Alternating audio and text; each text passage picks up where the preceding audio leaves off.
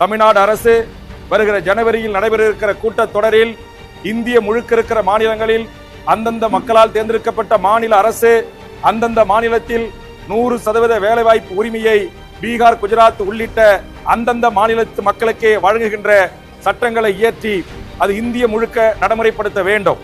தமிழ்நாட்டிலும் 100% தமிழர்களுக்கு வேலை வேண்டும், பீகாரிலே 100% பீகார் மக்களுக்கே வேலை வேண்டும் என்று சட்டம் இருந்து அதை முறையாக கண்காணித்தால் இது போன்ற வதந்தி என்கிற தீகளுக்கு, பதற்றங்களுக்கு ஆளாகாமல் தடுக்க முடியும்.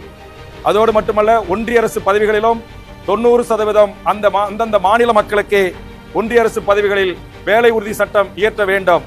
இந்த இரு கோரிக்கைகளுக்காக நம்முடைய தமிழ்நாடு முதலமைச்சர் அவர்கள் வருகின்ற சட்டமன்றத்தில் ஒரு வலுவான சட்டத்தை இயற்றி, தீர்மானத்தை அனைத்து கட்சி ஆதரவோடு இயற்றி ஒன்றிய அரசுக்கு அனுப்பி வைத்து 40 நாடாளுமன்ற உறுப்பினர்கள், புதுச்சேரி உள்ளிட்ட 40 நாடாளுமன்ற உறுப்பினர்களின் ஊடாக தொடர்ந்து இதற்காக அழுத்தங்களை தர வேண்டும் என்று வேண்டுகிறேன்.